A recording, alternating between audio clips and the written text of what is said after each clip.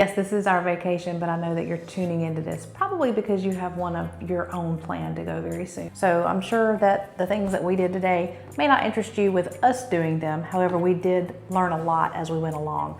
We sometimes have specific plans that we have in place. We do a lot of research on all the trips that we take prior to going. However, a lot of the time we leave a lot to be unplanned. That way we can be spontaneous once we get to our destination, to allow us to be able to experience some things that we may not have thought about. So if we plan too much ahead, we kind of get locked into those things without having an open mind. So hopefully I will give you just a teaser of some of the things that we did, just some things that you can prepare ahead of time. Maybe you may have an interest in as well, things that you didn't know about. And also just some generic travel tips that will definitely come in handy for your trip. So look to see if anything that you have planned has an app, starting with your hotel. Once you book your hotel, see if they have an app. There's a lot of things that you can pre-schedule ahead of time. I did early check-in. I also got a mobile room key. Airports often have an app.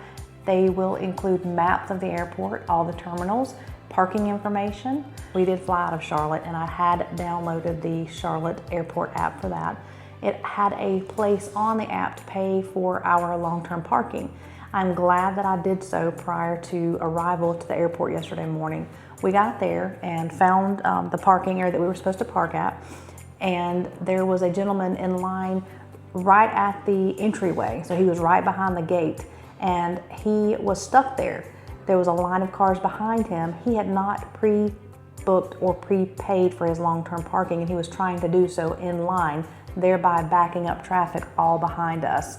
So he ended up finally having to have all of us back up a little bit so that he could get out and handle the situation. So he was kind of stuck, and I'm sure he was delayed on getting to his flights. So be sure, if there is an availability to pre-book your parking and to pay for your parking, do so. The TSA line looked a little intimidating when we first got there. The line itself took about 20 to 30 minutes, so it did not take as long as what it looked and appeared to be, but always be careful and be on the safe side. I know most airports say to arrive 2 hours ahead of time. Definitely adhere to that, because if you're like me, that is one big stressor. I'm always afraid that I'm not gonna allow enough time.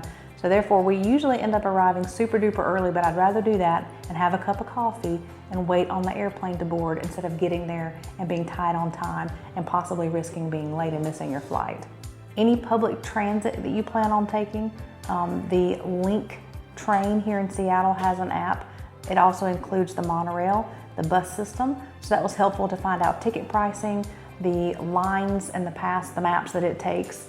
And you can also pre-purchase some of those things, so that also helps.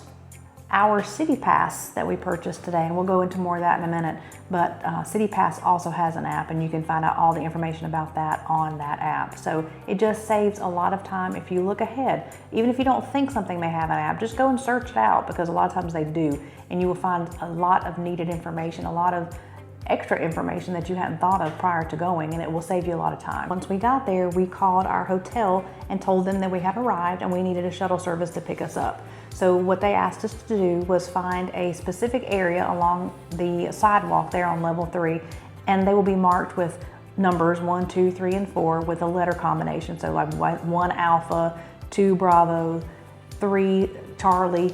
And once you find whichever one you want to go to, it's not an assigned spot, that's just the number and letter combination that you tell the hotel your driver needs to be looking for to pick you up at. Now, the things that we chose to do are not the only things to be able to do. The hotel that we picked, of course, is not the only hotel. There are hundreds and hundreds of hotels, everything from very, very fine, fancy 5-star hotels to your motels. We decided to stay at a hotel near the airport. We wanted to be able to get off the airplane, take our shuttle, and go to our hotel so that we could check in and we could relax and not have a lot of travel time outside of the flight that we had just taken. We kind of decided that we would narrow our choice down to either near the hotel or near downtown. There are some very nice hotels downtown, and if I make a good suggestion, when you get off of your flight and you are trying to get to a different location, you might want to consider the Link Light Rail. The tickets are very economical. It was a super clean, super smooth, super easy to navigate transit system. You have plenty of room on the train for yourself and your baggage, And prior to coming on this trip, we were a little unclear about how that would work out. We were unsure. So we wanted to make sure that we stayed close to the airport so that the shuttle service from the hotel could just come pick us up. We realized in retrospect that we would be willing to use that train system at $3 a person one way to get from the airport to a different hotel in a different location. So that is an option that you can do. Okay, let's talk about some of the downtown Seattle activities that we did. We opted to purchase a CityPASS. The CityPASS has several different choices. The main choice you have to make is if you want a 3-activity CityPASS or a 5-activity CityPASS. The CityPASS will allow you to choose either 3 or 5 different options from a prescribed list of things that they have offered here in Seattle. The Seattle Space Needle was definitely a must. That was number 1 for us to do. The second thing we chose to do was the Chihuly Glass and Museum and Garden. That was absolutely beautiful. That is a place that I decided that I wanted to go to simply because I love the artist. He has many sculptures in the casino at Atlantis in Nassau. And I absolutely loved those sculptures then. And when I realized that he is a famous artist and has his own museum, I definitely had to go. The third thing we chose on our list of 3, we chose to do the 3-pass just because we didn't know if we would have time to do 5 in one day. So the third thing we did was the Argosy, I'm not sure how to pronounce that, but it was a harbor boat tour. But this harbor cruise tour was an hour-long tour. It was narrated, and it looped the entire loop around Elliott Bay right there on the waterfront at Seattle. He gave a lot of history, a lot of beautiful points of interest. You can see the mountain ranges, just spectacular. It was gorgeous. It was well worth it. I love that. That was one of my favorite things that we did today.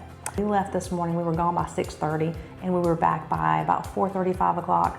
And we were exhausted. So we did the 3 activities that we wanted to do. We took our time through them, but there was also a whole lot of walking in downtown Seattle. So be aware, tons of walking. You need really, really good shoes. I would suggest that prior to going, you need to consult like just a city map, Google map, whatever you have, to see where some of these locations are. The city is really spread out, and some of the main points of interest are on far reaches of the city. So the monorail is what we use to get from one side of the city to the other. And that pass was $16 for both of us, as many times as we wanted to ride the monorail today, which we only rode it twice, there to the Needle and then back to the main city front where the Pikes Marketplace was. But the things that we did on the one end was the Seattle Space Needle, was the Glass Museum, and then we rode that monorail across town, and we were able to do the waterfront tour and all the other things that we walked around to see today. I tell you, I really am not a city girl. We live on property out in the country, and that is where my heart is. However, coming to Seattle today, I fell in love. It was the coolest thing to see some of these places that I have only seen in pictures, videos, textbooks in school, YouTube of course, and it was just really, really neat to experience it firsthand. And the quality of the things that we did was phenomenal. From the food that we ate, to the museums that we toured, to the public transit that we used, to Pikes Market. That was a super neat place. That was free. We did spend some money there, but it was free. There's no admission to get into that. And of course, being a coffee lover, I had to go visit Starbucks Coffee. They do tell a little white lie. They say that that particular establishment was the original Starbucks. It indeed was not. Not the original, but it is one of the oldest in Seattle, and that was really cool to see. So my final thoughts on the hotel. Of course, we always talk about price, we talk about proximity, we talk about cleanliness, and we talk about comfort. So we chose the Courtyard Marriott Bonvoy Hotel. This is a hotel chain that we use quite frequently. And one thing I can say about this hotel chain is it is very consistent. We have not had a single experience in which we did not like this hotel. The cleanliness of this hotel was wonderful. There was not a single area that was lacking in any way as far as cleanliness goes. Comfort was wonderful. We slept very soundly. As I mentioned this morning, I think on a video, we were in bed by about 5:30. Not intentionally, but we were in bed about 5:30 yesterday afternoon just because of the jet lag and just being so tired. I woke up around 1:30 and made myself continue to stay in the bed just because I was not prepared to get up that early.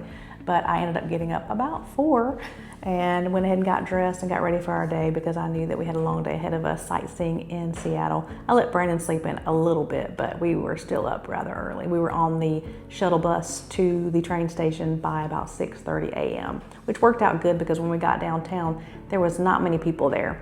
And we were able to go to the Starbucks that I spoke of and had to wait in line maybe 10 minutes. The line progressively got longer as the day went on, and we noticed this afternoon the line had to have been at least an hour wait. So if you plan on going into Seattle, and if you can rise early, I would suggest going down early because it was nice to see everything not so packed. Proximity is the other qualifier that we use.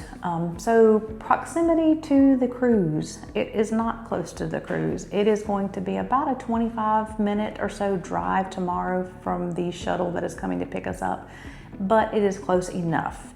We are aware of where we're going. The shuttle service is pre-booked, paid for. They are aware of where we are going, so that should not be an issue at all. Proximity to the airport was what we were looking for. So in the case of proximity, I do have to say we are where we wanted to be. We are close in proximity to the airport, but not necessarily close in proximity to the cruise terminal, and that's fine. Price, we have stayed here for 2 days. The price was roughly around $300 for both nights together. The comfort of the room, the temperature was wonderful. If anything, it was a little chilly. The linens were comfortable, soft, nice, clean. The mattress was just the right firmness. We loved that. The shower was phenomenal. The water pressure, all the things that you think about in choosing a hotel that you really like, it was present here. This hotel was phenomenal as far as the shuttle service. They picked us up yesterday from the airport and brought us here, and then this morning and this afternoon, they went back and forth to the train station to pick us up and to bring us back, and that was no charge at all for that. Something else that we often think about too is food options near our hotel. Most hotels that we stay in have a restaurant in them, but to be honest with you, we really don't care to do that. Not that the food is terrible, but to be honest, we haven't had that much experience. We just prefer to try to find something a little local. So we went to the Lucky Dice, which was a casino. The casino was just a few table type games, and we did not go to play games. However, we were told from our shuttle driver that the restaurant has some of the best food around, and a lot of the flight attendants, when they arrive in Seattle, that's the place they choose to go to. So based on that and that alone, we decided to try out this casino restaurant, and that's what we had for dinner last night, and it was very good. As far as some of the other restaurants available, I counted 16 that are within 1 mile of this hotel. A couple of the ones that were recommended to us was, looking at my list here, was a place called 13 Coins. One of them was a place called Sharps, and there was also a teriyaki Chinese type restaurant that was recommended as well. We did notice a Denny's right down the road, and again, all of these that I'm telling you about are within 1 mile. So final thoughts on Seattle. This was the first time that we have been to this town. The first time, of course, that we will have ever sailed out of this port. And our overall thoughts, I have to say, if I were to give it a 0 to 10 rating, this is probably about an 8 or 9 on the list of my favorite places. I wouldn't have thought that. When I came here, I was coming for the experience with unknown expectations, I guess, if you will. It wasn't terrible thoughts that I had, but I just didn't realize how much fun we would have and how beautiful this town really is. I do see us coming back here, and according to Brandon, we will definitely cruise out of here again. So if you come to Seattle for a cruise, if at all possible, I would strongly suggest that you come in a little early, at least a day. A day and a half was plenty of time for us. But take advantage of being here, seeing a new town. Go downtown, see that. It is absolutely beautiful, definitely a memory. One of my very favorite things that we did, of course, was the Space Needle. But the other thing that was absolutely breathtakingly beautiful, that it is just stunning to look at, is Mount Rainier. I have never seen a mountain/volcano of anything like that. Living in the South, we see the Blue Ridge Mountains, which are absolutely gorgeous, but this is indescribable. Definitely take a day and come downtown to Seattle and experience all that this beautiful town has to offer. and tomorrow is cruise day.